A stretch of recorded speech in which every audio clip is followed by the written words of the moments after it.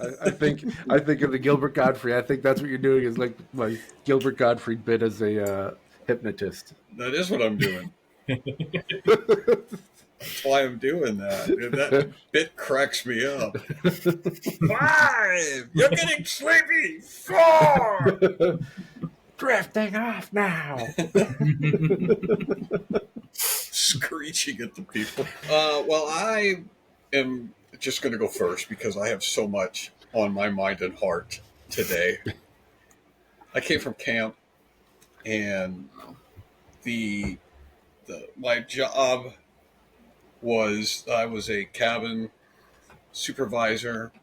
I don't like to use the word cabin dad as some people do because that just seems too much, and I don't want to take responsibility for all of those children. I don't want people. I don't want word to get around that those are my kids, because here's the thing about 6 and 7-year-old boys. They intentionally try not to be tuned into things. There's like a deliberate obliviousness that 6 and 7-year-old boys are able to achieve, where you have to tell them things over and over. So we were in charge of 11 boys. I was in charge, not by myself, but there was 11 boys in this cabin. Nary a one of them was responsive to directions the first time we said them. For example, we would say, okay, we're going to go down now to one of the classes. So if you have to go to the bathroom now. And it's like, did you hear what we said? Go to the bathroom now. We're going to class now. So if you have to go to the bathroom, this is your last chance. Go to the bathroom. And so we would march down to the classroom. We would sit down, and someone would immediately raise their hand and say, can I go to the bathroom? And this didn't just happen like once. So this wasn't a one-off thing. I watched a kid slather himself with sunscreen. They were told, okay, you're going to be out in the afternoon. Sun, if you have sunscreen, put it on. And so these boys, most of them had spray, but this kid had the squeeze kind, and he squeezed a pile of sunscreen into his hand that looked like a large Dairy Queen ice cream cone without the cone. It was just a pile of sunscreen, and he proceeds to smear it all over his chest, all over his face, paints himself white with this sunscreen. Then goes in to get his towel, because we had only told them, we're going swimming, bring your towels, a dozen times. So after he finishes slathering himself, he goes in, gets his towel while we're all waiting, takes that towel, and proceeds to wipe all of the sunscreen off of his body with the towel. We had a canteen and if you've never been to camp, the canteen is basically like a snack bar where they're allowed to buy things, candy bars and sodas and stuff like that. And so my job, I had to hang on to their canteen money because I am the stupidest counselor of the week. And so what happened was they would hand me their money in little baggies, and then they would ask for their money perpetually after they handed it to me. You know, we were still hours from canteen time, but they're like, do you have my money? Yes, I have my money. Can I have it? You don't need it. It's not canteen time yet. I know, I just want it. Okay, here you go. 30 seconds later, they would either say, can you hold on to my canteen money?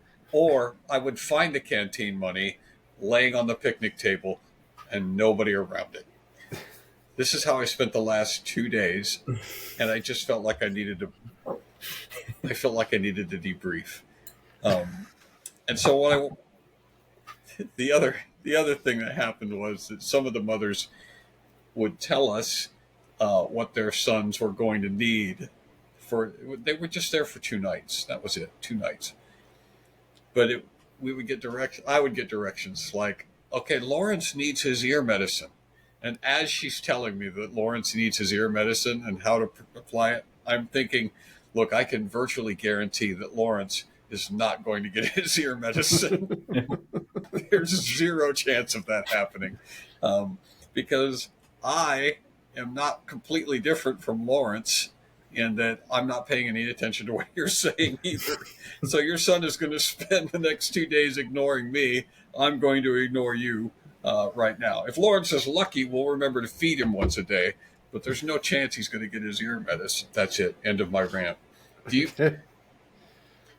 you guys remember being oblivious 6 and 7-year-old boys? Because I kind of do. I have think always been responsible. You've always been It was responsible. more of a surprise, buck the system thing where it's like, okay, listen, I know, because that's what they're thinking. Like, I know we're supposed to go to the bathroom now, but I don't want to go to class. And when we get to class, I can say, I got to go to the bathroom, and I can get out of class a little bit more. So it's almost like a deliberate. That's what I think happens when they're 10 or 11 or 12, but not when they're 6 or 7. When they're 6 or 7, they just are oblivious to whatever it is you're telling them. We had swim time, and we would go back to the cabin. All right, everybody put your swimsuits on. 10 minutes before we were supposed to go, put your swimsuits on. All right, we're going swimming. Put your swimsuits on. As we're going out the door, there was invariably some kid that goes, what are we doing next? And he's standing there in his jeans, just oblivious, just completely and utterly oblivious. I can see you doing this and like having to like get down on one knee and like both hands on the shoulders, like I put your swim shorts on, like that whole thing. And I think parents, obviously I'm not a parent, so I don't know that struggle, but I think that the parents will totally relate to that. Trying to relay, instructions to a 6 or 7-year-old is, you might as well be talking to, an inflatable, like wacky inflatable balloon thing. Like that's to me what it seems like. Trying to wrangle 6 and 7-year-olds or kids, and just because they're just everywhere, and you're just trying to like, grab them and focus, and it's just constantly just moving. Yeah. Was it only your cabin where all of the other ones perfectly organized and I'm sure it was yes, all sir, and yes, ma'am? right. Well, there was, it separated boys and girls. Boys on one side of the lake, girls on the other side of the lake. And so it was all boys on our side of the lake in 3 cabins, and then on the other side of the lake in 3 of the cabins there were girls. And they had teams that were mixtures of boys and girls. So we had some girls on our team, and we would do things together as a team.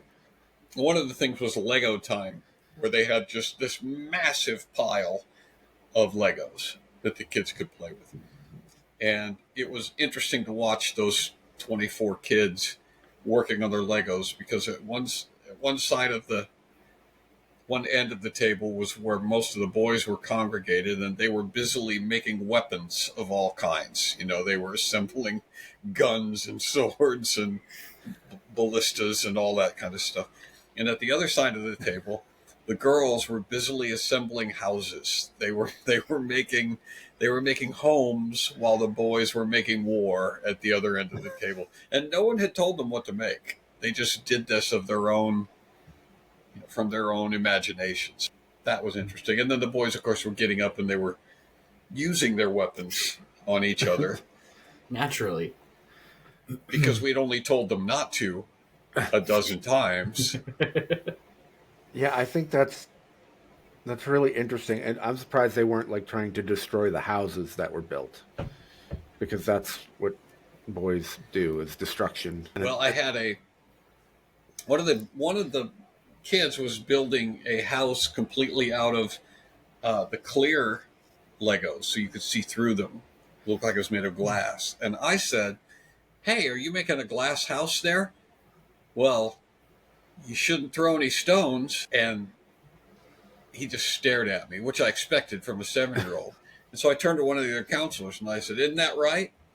And they said, "I don't know what you're talking about." And I turned to one of the other counselors who was more my age, and I said, "Do you know what I'm talking about?" He said, "No idea." So apparently people who live in glass houses shouldn't throw stones is a thing that nobody says anymore. I wonder if you could have said or acted any particular way without repercussion. Like, what's that kind of attitude that you would do? Like with when the kid's like, "Can I go to the bathroom?" Or with the money, if you weren't such a good person, and you were like, if I was you, if you were, what would I do? yeah, if you were me, if you could get away with it and be me. No, if you were, if it was me, I wouldn't be there. So that's the first thing. I'd be like, I don't know what happened to your money, kid. I'm going to canteen. That's what I'll see you. But thanks for the candy. No, but like you can't sit there as I went to Catholic school, and so they would just they would basically, you didn't go to the bathroom when you were told to, we're going to make an example out of you. And you will remember this lesson for the rest of your life. Well, there was a kid that fell down. And got hurt. Several kids got hurt at various times. And I was not the sympathy giver. I was the guy who, a couple of the other counselors were like hugging them and mothering them. And while one of them was wailing in pain, I said, "It's not even bleeding. It's just a scrape." And I said, "The problem is it's probably not even going to scar. And what you want is a scar. You want something that you can be able to talk about, a story that you can tell. When somebody says, 'Hey, how'd you get that big gash on your knee?' Then you can tell them, 'Well, I got it at camp when I was 6 and I tripped and fell,' and then you tell them the whole story. But that's going to be gone. You're going to forget you even have it." And so there was no sympathy coming forth from me. Is there a difference, because you've had children, is there a difference in reaction, and I guess this would go for both of you, as to how you treat an emergency or an issue the first time, Yes. like your first child versus after you've had it? And now that you've had all these children, and you're around these other things, is there a new counselor who's just over that helicopter, mom or dad and super protective, and you're like, the battery will come out eventually. Right. Go ahead, Luke. How do you handle it when your kid hurts themselves? We laugh. You get to the point where you can tell just from the tonality and pitch of the cry whether it's a scared or a hurt or a angry, and so you don't even have to even check sometimes. It's like, okay, that will be short-lived.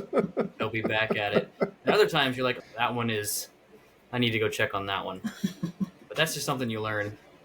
You get an ear for it. It's true. It's true. When they get hurt, a lot of times they're not really hurt, and so you can convince them that actually what they experienced was a sort of a pleasure. It was kind of fun. I've got a story of a friend whose nephew tumbled down the stairs when he was real little. And his brother-in-law, I guess, picked him up and goes, "Wasn't that fun?" And the kid goes, and he was on the verge of tears, clearly hurt. But because he had an adult who said, "Man, that was great, wasn't it?" He was like, "Okay, yeah, I guess it was. I guess." And you can sort of psych them out sometimes, unless they really are genuinely hurt. Wasn't that fun? Here, pick up your arm. Go ahead, grab. Yeah. Yeah, there are what we some call things that actually do dislocated. hurt. Can you say dislocated? But you sort of get to that, especially if you've got a kid who is dramatic, a kid who cries about everything, then you have to do that. Otherwise, you just spend all your time dealing with this crying child, and that's the only way they learn. Are there people at the camp, or just in general, and again, this is coming out of ignorance, who are either don't have children or new to it or whatever, that are expecting, we're expecting that the children be here at this time, and you're just like, they're kids, that's not going to happen. You know what I mean? Like Some, someone's like, they need to be here with, like to you as the cabin dad or supervisor, like they all need to be here in their swimsuits by right. 7 o'clock so we can go swimming. And you're like, Yes. Those do are you not generally have, not the people who have children. yeah, I was going Right. to say, have you been around children or, so you Right. can, Those it's usually the high school volunteers who are there for the summer to help out, or the volunteer high school faculty who are just going to be there for the week. Those are usually the ones who think that they can just say things to the cabin and have the cabin respond like they're little soldiers, who have been disciplined and trained, and those are the ones who they kind of lose their tempers and become impatient because what did I just say? And I'm like, oh, you don't have any little brothers or sisters, do you? which is it's You've never been probably around a ironic child. because they probably don't listen to the instructions they were given. They were probably late this morning, you know, as teenagers, we know best. Teenagers know best. You can't tell me what to do. So there's some irony in the fact that, this dude didn't even show up on time or didn't listen to what the instructions were and is now expecting Right, the others to go right. ahead and follow along. They'll say things like, "We're going to set the alarm, and all of you guys are going to be up at 7:30." And I'm like, I don't say anything. It's like, you go ahead and set that alarm, buddy. You go ahead and set that alarm and wake those boys up at 7:30 prompt, and I'll just we'll sit go from back there. and watch. Yeah, I'll be a little more realistic about it. But Did you have any unnaturally mature boys who were like up before you and asking about coffee and offer to go chop wood. Any cows to milk? No, our cabin was, they were pretty well behaved.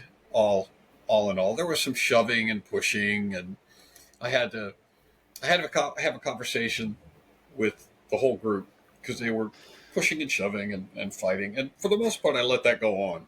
Mostly amongst the Yeah, counselors. if you've ever watched you ever watch animal programs where they've got the lions are out there or whatever, the lions are sitting out there, and the little cubs are always wrestling around and they're tugging on the adults' ears and they're tumbling over each other and they're fighting and scrapping. And it's like the big lions never split them up. You never see the big lions step in there and go, all right, that's enough of that. One of you is going to get hurt. They never do that. And so I tend to, unless there's, like weapons or firearms introduced or flames, I just let them go. And they fight and they push each other around. So that was going on. And one of them, I didn't see it, but all of a sudden one of them is wailing, and he had gotten punched in the mouth. And so I went over and I said, what happened? He goes, he punched me. And I said, what happened? So I got both of them. And I said, what happened? He goes, well, he hit me first and I did self-defense. And I said, okay, I need to explain the difference between self-defense and retaliation because they're not the same thing. And so I got all the boys together and I said, here's what's going to happen, fellas. You are going to roughhouse with each other. I know you're going to do that because that's fun. When you're 6 and 7 years old, it's fun to push each other down and to wrestle around, and I get it. But when you roughhouse, you will get hurt. That's partly why it's fun, is because there's an element of danger there. There's a possibility if it was just sitting and reading, it wouldn't be as much fun because you're not going to get hurt. So I get it. If you're going to roughhouse, you need to understand that you're going to get hurt. And I do not want you coming to me saying, he hurt me while we were roughhousing.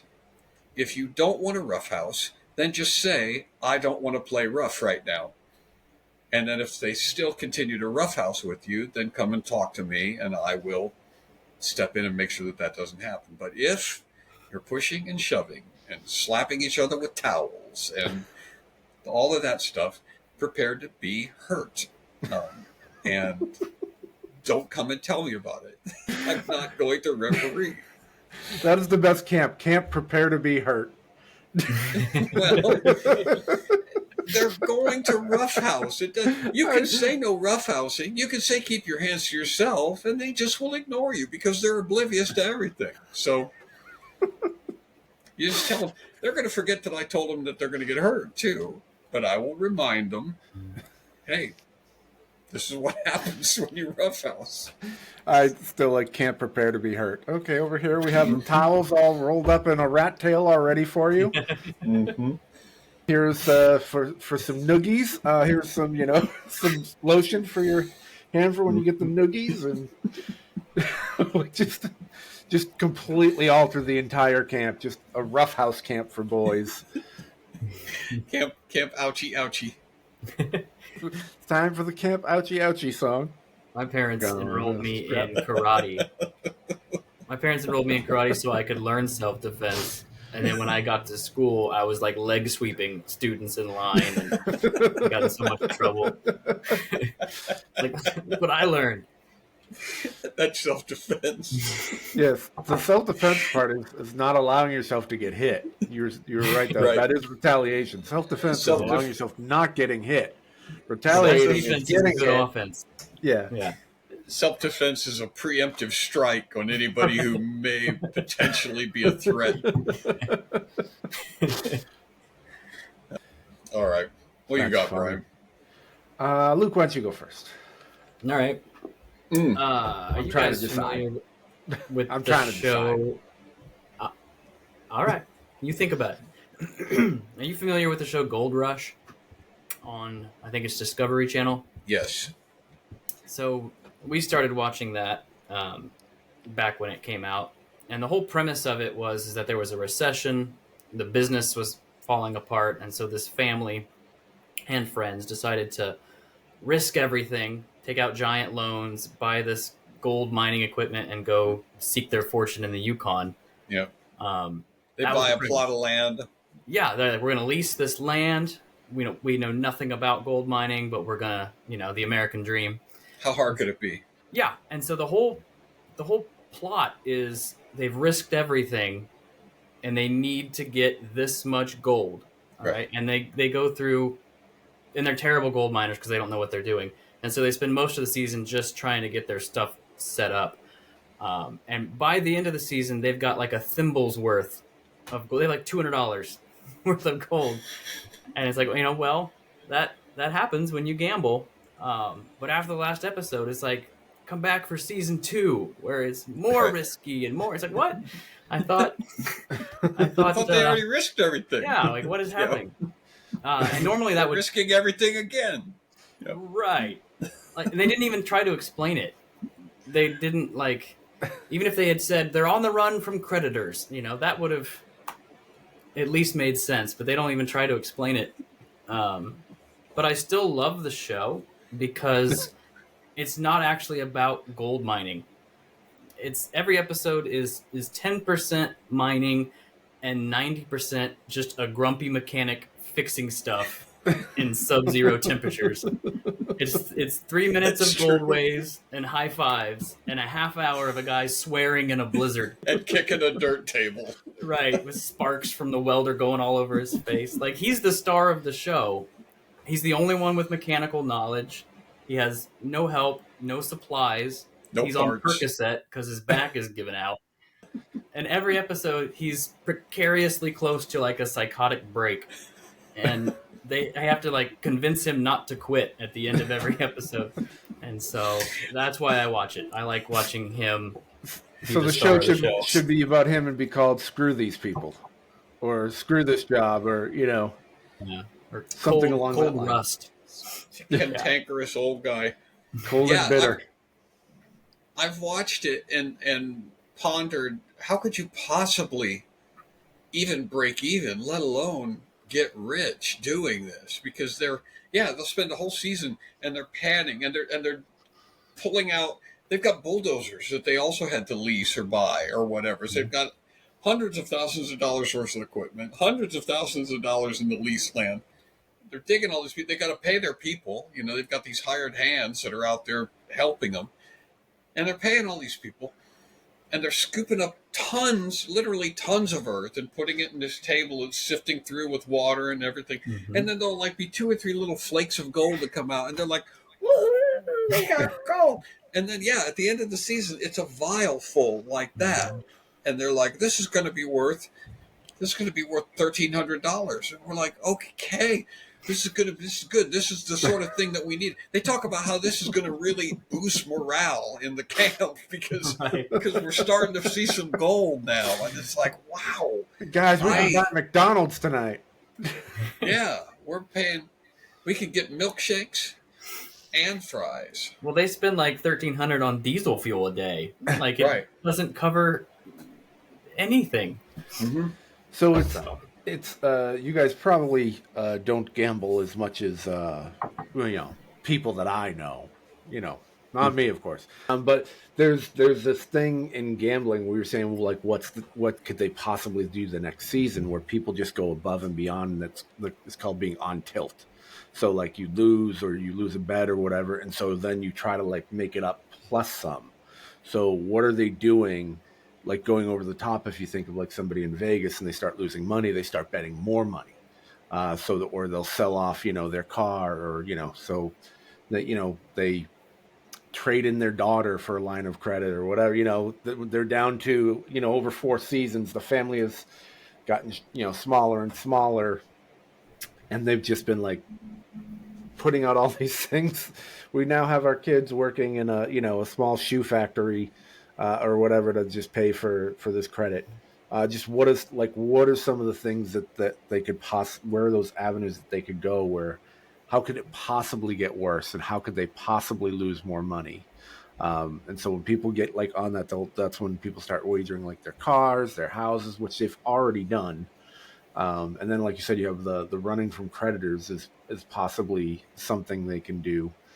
But I just like the idea of, by season 3, it's just the one guy whose idea it was. Well, we sold the rest of the family for debts and for fishing wire, or for, new panning. And I guess I would have to see the show to kind of get the other guys, the grumpy guy's perspective. Well, they could do things that aren't gold mining related, to subsidize their income. Like they could fight bears.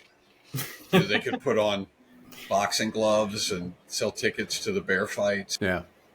They could run with wolves. They could, have they run with bulls in Spain. They could run with wolves down the streets of Juneau. The Yukon. I assumed that they found a drug smuggler's stash up there, and that's how they made it back, because they had even bigger, better equipment for season 2, which made no sense.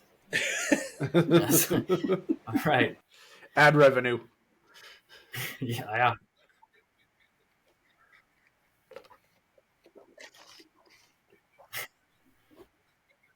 Yeah. Of July, they can finally go and start mining, and then by July 2nd, there's frost on the ground again, and everything's frozen. So they only have this sliver of a few hours to mine, and that's when all their equipment catches fire. And or it could be along the lines of the fact that the whole show is them preparing to do everything, and very rarely doing the actual thing. Instead of panning for gold, it's all prepping, and so it's like a different show. So it's like a pizza maker or a pizzeria, and all they do is the whole season is getting the dough and flour and sauce, and they start to cook it, and like that's the end. Like there's barely any payoff. So it's like the focus is on the wrong thing. Yeah. That's what it sounds like. It would get to the point where like the track would come off the dozer and the wash plant would go down, and they'd have their walkie-talkie, and they'd be like reluctant to have to tell this guy who's already fixing some third thing. They're like, no, you tell him. No, you tell him. Right. He's so already reliant. On the verge of homicide already. Right. It's a giant team and one guy who has any idea what he's doing. It's like, who put this team together? Right, and It's almost they're like just a couple it's of almost like a dreamers. prank show on that one guy. That's what it turns out to be. Yeah, So. it is. It is entertaining, but I agree with you. There's something else is going on there. All those things with those reality shows, you wonder how much. I'll bet you what happens is that those people go out to Alaska. They're wildly successful. They make millions of dollars the first time they're doing it, and people go, well, "We can't air this. This is not interesting." And so all of those seasons are then thinking up how to break stuff and how to wait until there's a violent storm, and everything they set up the problems because everything probably went perfectly. Those people are set for life because it's just a matter of going up to Hawaii or up to Alaska and digging a hole in the ground and getting the gold out of it and selling it. That's it. How hard can that be? That's all. Well, that's every reality show. It is scripted reality, and they do produce it so that there are problems, and they do design it. That's where all the fights come from. It's all written in. Right. It's They not. don't even have bulldozers. Yeah. Exactly. Either that or it's kind of like they got Teslas up there. or it's like the you ever see like those shows like Design on a Dime or whatever, where it's like you got to make over this whole house on like $200. So it's kind of like the same thing. Let's get the worst possible equipment we can get for this gold mining operation. Let's see how successful they can be with a spork and like a spatula. Right. Well, they do that. They'll go to because things are so sparse up there. They'll go to like a junkyard and they'll be like, "Here's a dozer. It hasn't run in 50 years." It's like, "I'll take it." And they fire it up, and here's an old dog kennel and a waffle iron and half a horseshoe, and Zeke gets it running. Man, he puts that stuff together, builds a contraption out of it, and before long, there's flakes of gold coming out. Like at that point, it's on the people. Like how little planning did you do with the thing where you're like, "Oh, here's a dozer that's 50 years old and hasn't run in 50 years," and you're like, yes, that's exactly what we need. We need this thing that doesn't work anymore, that we can't get fuel for, or completely. Well, they're probably thinking that it's a waste of money to invest in things like safety equipment. If you're just careful, you probably won't get electrocuted or lose a limb. And it'll save you a few $1,000. I know that's my perspective. So what would you like to see the show be? I guess he already likes it. No, he I already want like to it. change anything. Yeah, anything they do to the show would ruin it. I just think that it's mistitled because it's not about gold mining, really. What other? So if you could produce a whole series of them, what other topics would you like to see the same way? And what are the challenges that you would do? Well, metal detecting, Luke. Or something that you're familiar with. A hospital. Let's go with a hospital with, we're going to set up a hospital, and we're going to get equipment from the 1950s, and we're going to. This doesn't work. It's a heart monitor, but we'll take it. So what other types of reality shows could you make that would be medieval surgery? Yeah. Really anything on Discovery you could make about the mechanic. Like there's The Deadliest Catch. Like you just pick a junky boat, the guy who wants to start out, and then watch them almost die for a whole season. A cold, wintry death. I would watch that. I don't want to see the professionals anymore. I want to see the first timers risk their lives. Yeah. For fish. Hey, we're gonna go to the Yukon, and all we have is a snowmobile and LL Bean gift card. That's a great idea. Go ahead. All we got's a golf umbrella, suntan lotion, and a couple of tea bags, snorkel. in this WikiHow article about how to gold mine. I'll bet there is a WikiHow on how to gold mine. I will bet you anything there is. What do you got, Brian? I'm trying to decide. Did you choose? They're all kind of like one line type of Oh, he's frozen. things. Let me see. Brian's frozen, everybody. Get really quiet. Can you guys still hear me? So I was at camp, Hello? and I had a whole cabin full of boys. There you guys are. There he goes. Sorry, yeah. Let me see. I would say it's mostly a bunch of things like the lies that we tell everybody in common, in common life, just to avoid the awkwardness. For example, when you're working in an office and somebody's leaving, they get a new job or whatever, and you're like, hey man, let's make sure let's keep in touch. You write the card or and you talk to them, hey, really enjoyed working with you. Let's keep in touch. And then they walk away from your cubicle and you're like, well, I'm never seeing them ever again in my life. I'm never going to talk to them ever again, even though you just said, hey, let's keep in touch. Right. You don't even bother. Oh, should I add you on Facebook? Nah, I'm not even going to do that. I just, rather than just be like, all right, good luck to you.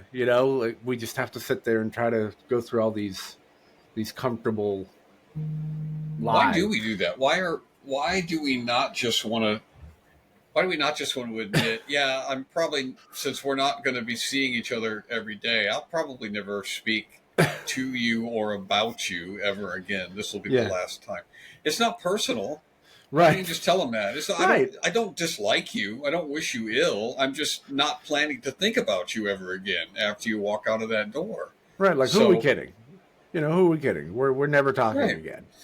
Right. Let's keep in touch. We're not going to do that. Neither one of us are that invested in the other's life that we didn't keep in touch when we were working. I barely spoke to you in the office. Right. And we're in the same department. Names.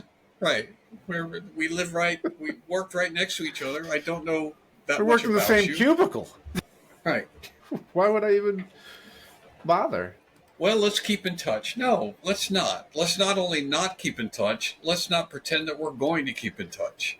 Let's just end with the truth and do well, have a great life, and I'll see you never.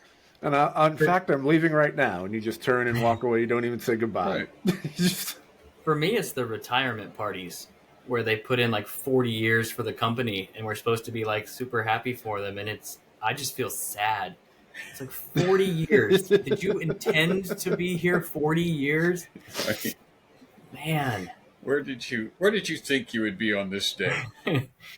Rather than splitting a horrible store-bought cake with strangers, what did you think was going to be happening 40 years ago?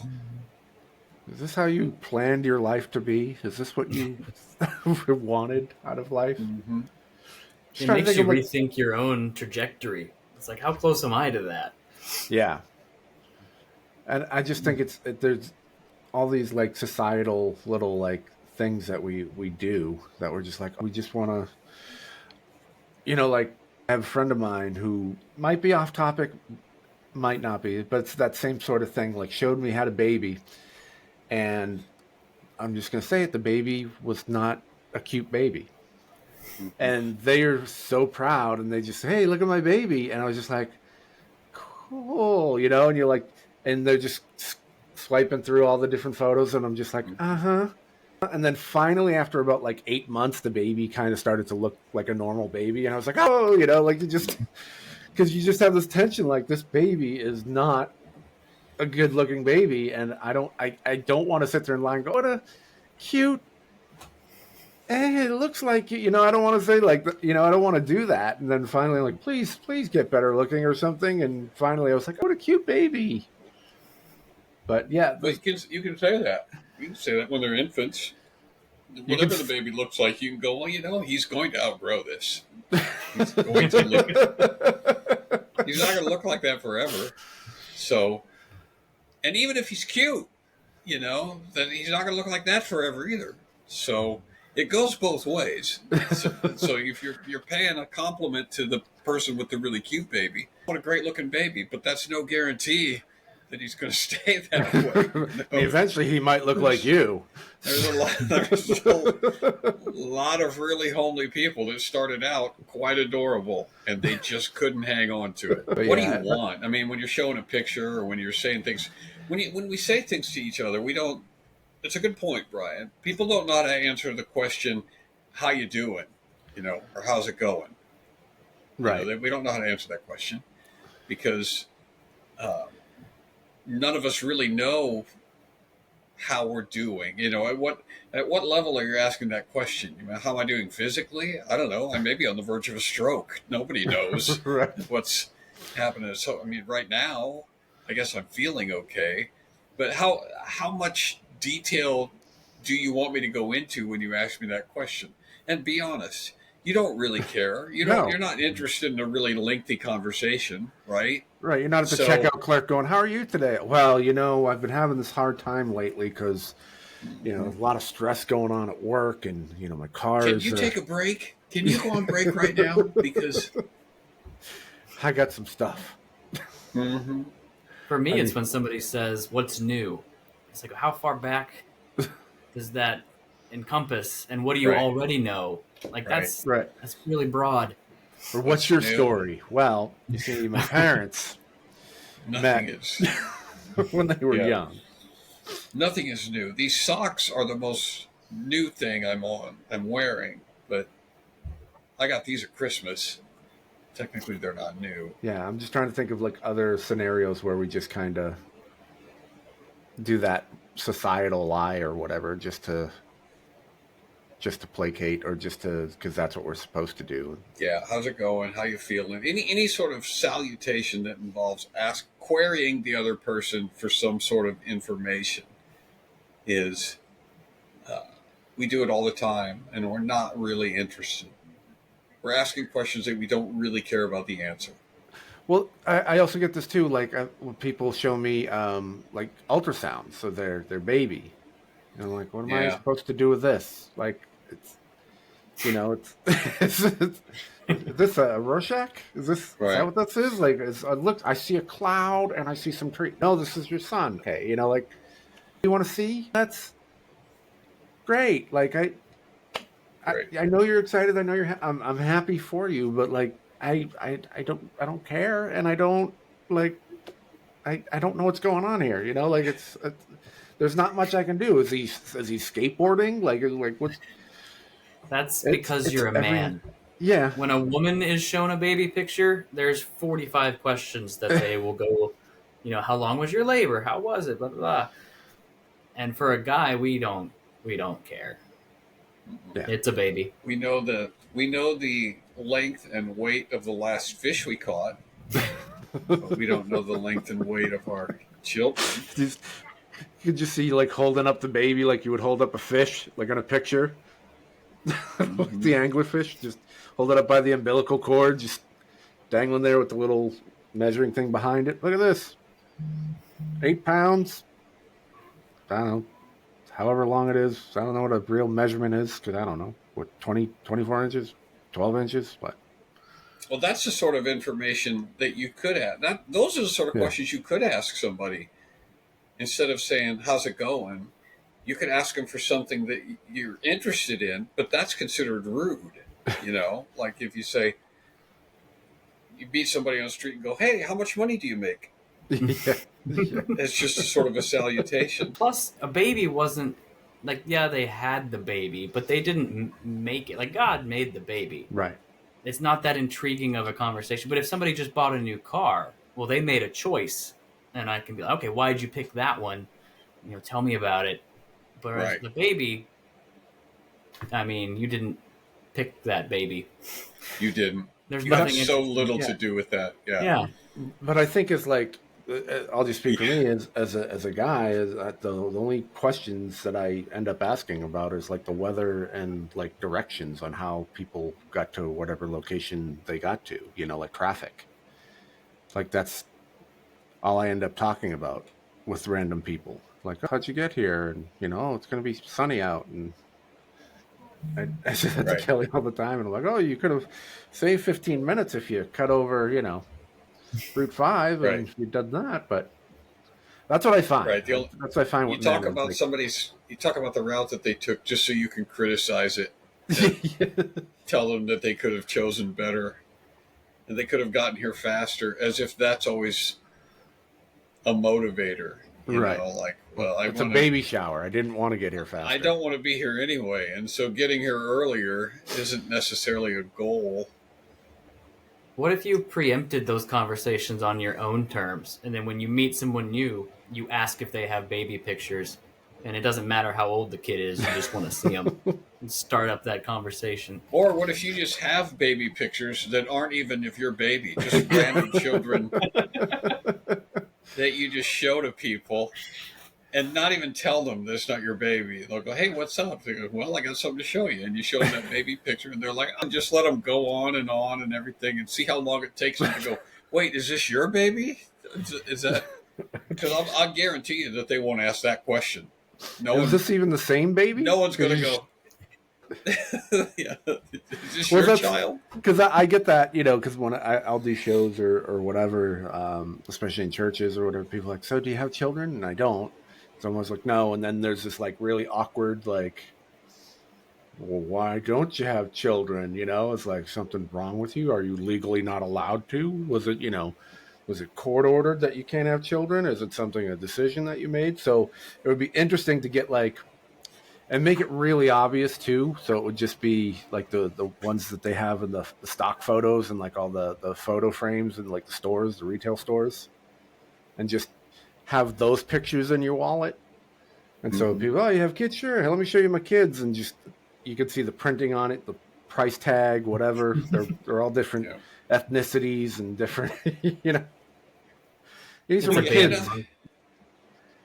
Yeah. We show them the picture. Show them the picture and let them talk back and forth. And then you just keep your fingers crossed that they will ask, how many children do you have? And you can say none. And then see how they proceed from that. See how they, just make up stories. Just flat out make up stories about each one. Because people are really reluctant to ask awkward questions, Right. They don't want to pry. They don't want to.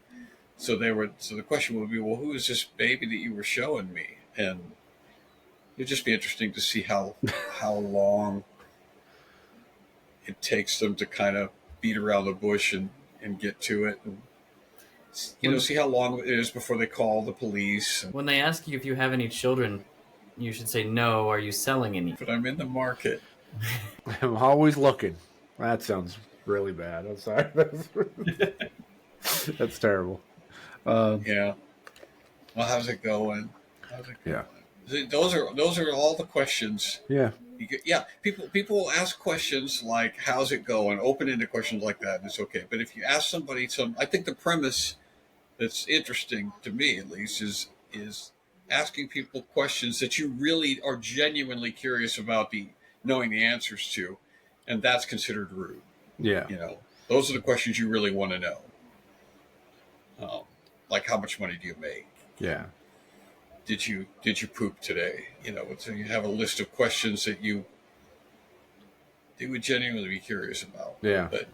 But you can't ask. That's about all I got for the. I mean, let's bench like I said, kind of one-off things, but for that topic. All right. Well, thanks for being with us tonight, everybody.